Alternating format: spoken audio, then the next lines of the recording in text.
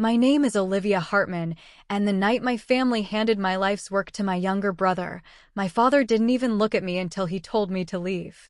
We're giving Nathan full control.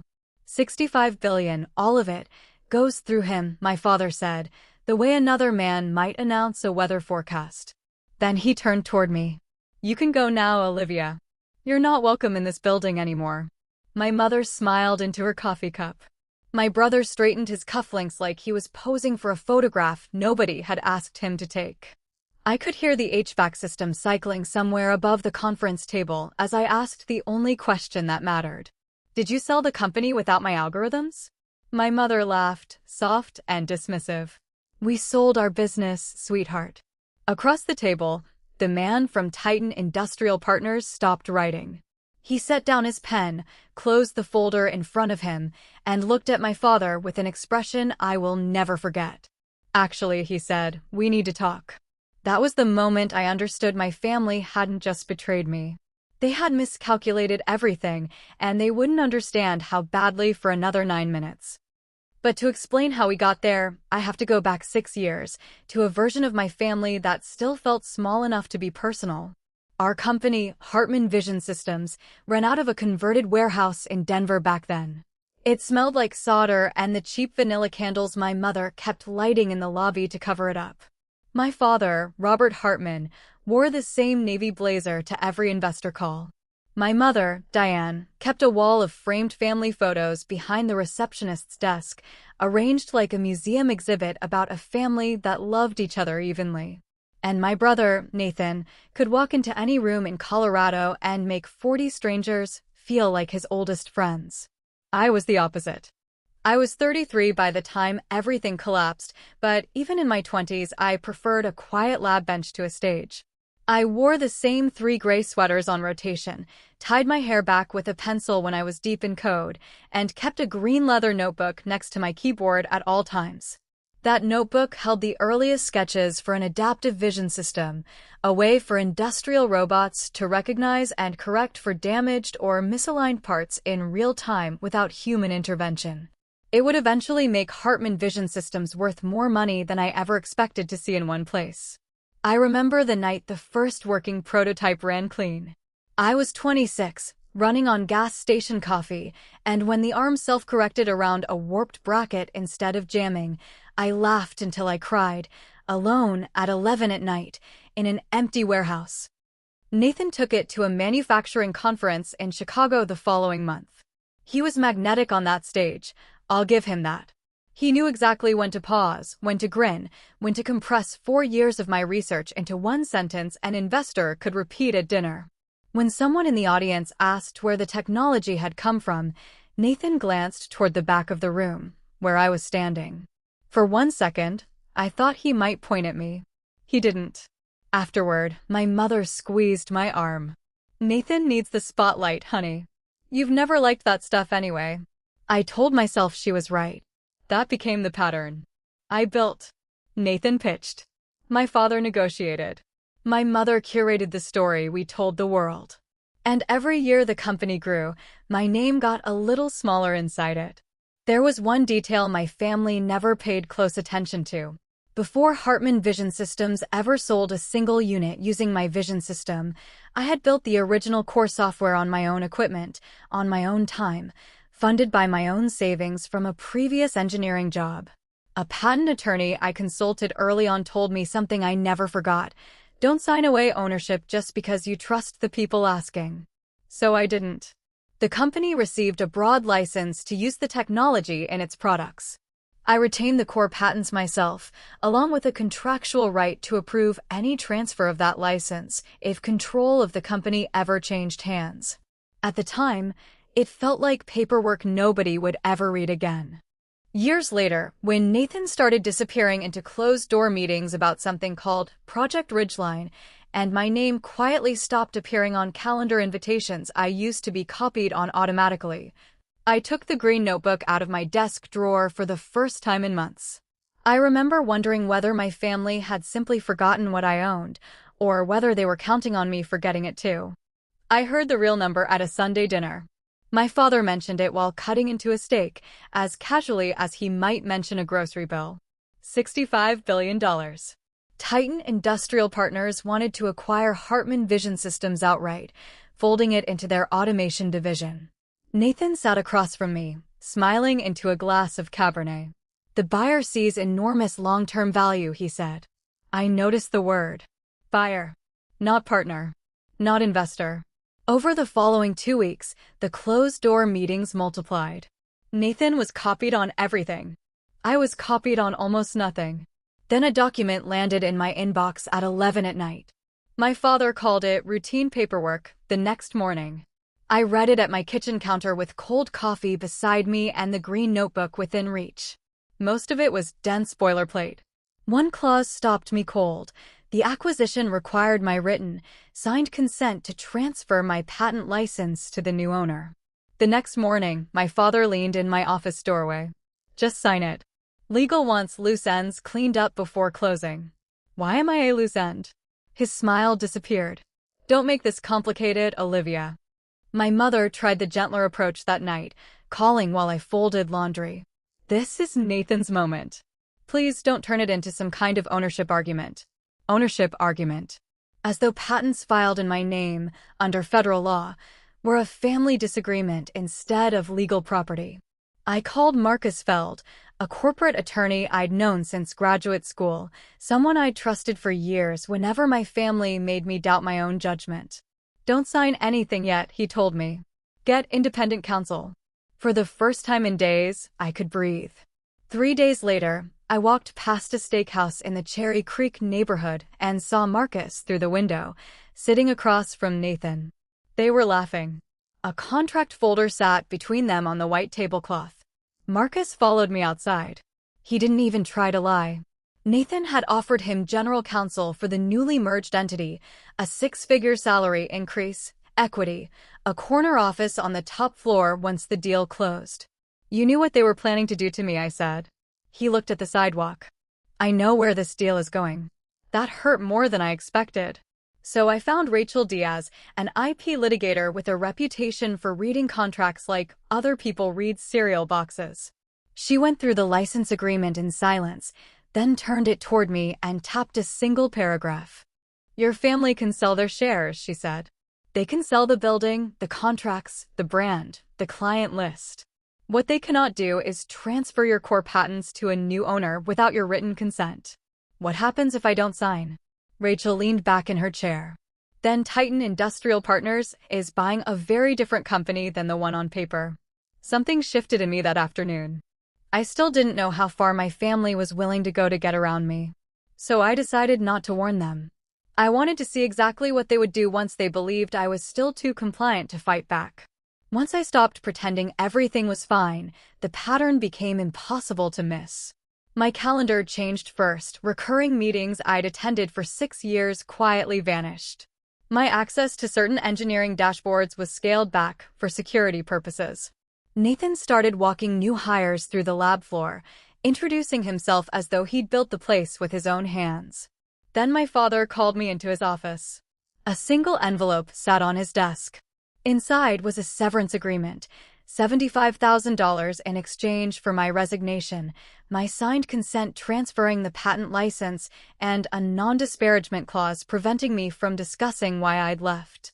You want my patents for $75,000, I said. His jaw tightened. I want you to stop acting like this company revolves around you. That sentence followed me home. Rachel told me not to respond emotionally, so I declined through counsel, in writing, with no explanation attached. That was when my mother's quiet campaign started. At first it was subtle, a comment here, a concerned look there. Olivia's under a lot of pressure. Olivia's always struggled when things don't go her way. People who used to call me at midnight to fix a broken production line started speaking to me in soft, careful tones, like I might shatter if they used the wrong word. Then came the gala.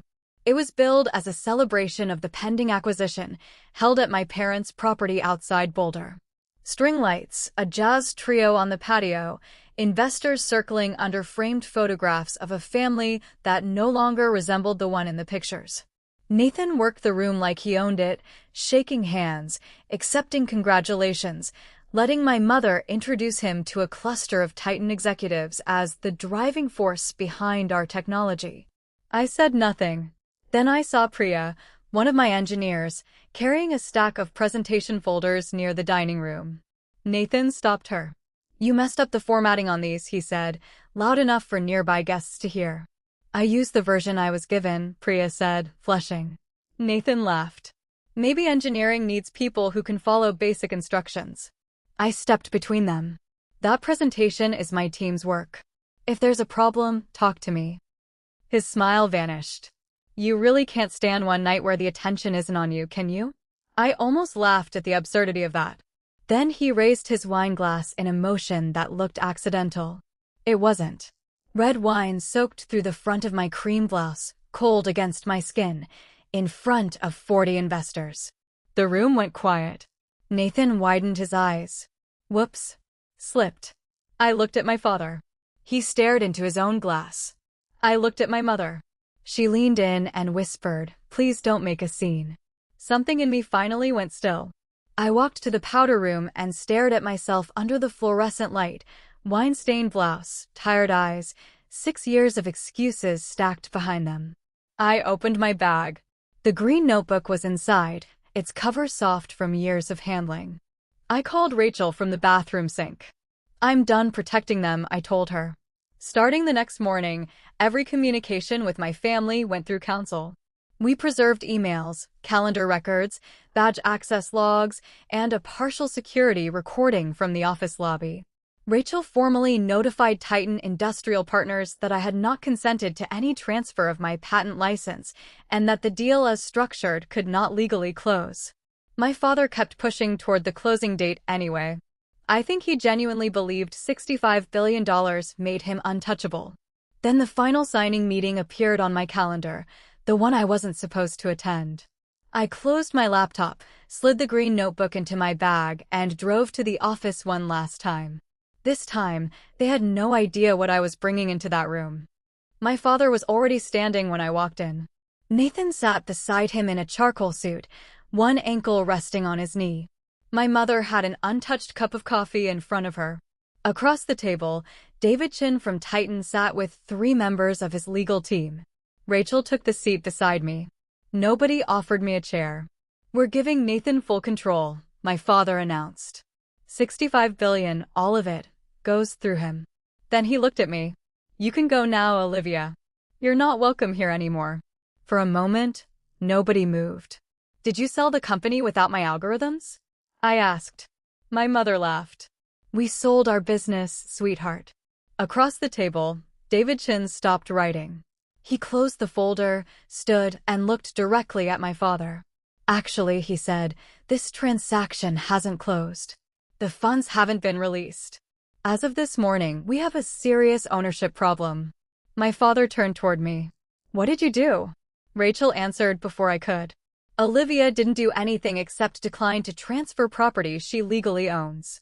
She placed the license agreement on the table, and David's attorney opened it to the marked clause, the one confirming that Hartman Vision Systems held a broad license to use my technology, but never held ownership of the core patents, and could not transfer that license to a new owner without my signature. David looked at me. "Did you sign that consent?" "No." Nathan shot up from his chair. "This is absurd. She works for us. She didn't build this alone. The original system was filed under her name in 2019, 3 years before this company existed," Rachel said, sliding the patent registration and development timeline across the table. My green notebook sat quietly in front of me, its corners worn soft. My father tried a different angle. "This is a family dispute. Olivia's upset because Nathan is taking over." Rachel slid one more document forward, the severance offer. $75,000 in exchange for my consent, my silence, and a release of future claims. David read it twice. His expression hardened. "You attempted to remove the patent holder from this deal and conditioned her severance on transferring the very asset this valuation depends on." "That is not what happened," my father said, his voice rising. "It's exactly what happened," I said. Nathan slammed his palm on the table. "You're holding $65 billion hostage because you're jealous of me." I finally looked at him. I'm not holding anything of yours, Nathan. His face went red. This technology belongs to the family. That's what you all kept telling yourselves, I said. Then Rachel opened a final folder. After I declined to sign, Nathan had quietly hired an outside contractor to attempt access to the source repositories containing my core code, systems he had no authorization to touch. There was no dramatic wiretap, no secret recording. There didn't need to be. There were invoices, encrypted messages, access logs, and a contractor who had stopped the work, hired his own attorney, and agreed to cooperate once he understood he'd been asked to breach someone else's intellectual property. Nathan went pale. My father turned to him. What did you do? I was protecting the deal, Nathan said. David's chair scraped back as he stood a second time. You created additional legal liability inside a $65 billion acquisition. We're done. My father blinked. What does that mean? It means the closing conditions haven't been met. This acquisition is terminated. No funds will be released. Nathan sank back into his chair. $65 billion gone before it had ever truly belonged to him. My father stared at me like I'd destroyed him. I hadn't touched his company, his money, or a single one of his systems. I had simply stopped giving my family permission to sell me along with everything else on the table. I picked up the green notebook. Months earlier, my father had planned to have security walk me out of that building. This time, I walked out on my own, and for the first time in 6 years, Nathan was the one left sitting in a room without an answer. Nothing collapsed overnight, which mattered to me. My family had always treated consequences as things that happened to other people. Titan formally withdrew within the month. Hartman Vision Systems had to disclose publicly that the technology underpinning most of its valuation could not legally be transferred under the terms it had promised investors. Lenders started asking harder questions. Contracts that once looked airtight required a second look. The company was still worth something, just a fraction of what my father had convinced himself it was. Within 6 months, my father was no longer CEO. He resigned quietly amid a wave of shareholder lawsuits and mounting legal fees. My mother took it harder than he did. She had always controlled the family narrative, who to call, what to say, which version of events made us look united. But legal filings are stubborn. So are emails. Once enough of it became public record, people stopped repeating her version of me. Olivia was emotional became Olivia refused to sign away patents she legally owned. Olivia was difficult became Olivia sought independent counsel. Olivia was trying to destroy the family became Olivia protected property that was hers. Nathan lost his position not long after the unauthorized access attempt became part of a formal investigation, and the contractor involved had his own attorney by then. I stayed out of the legal fallout entirely.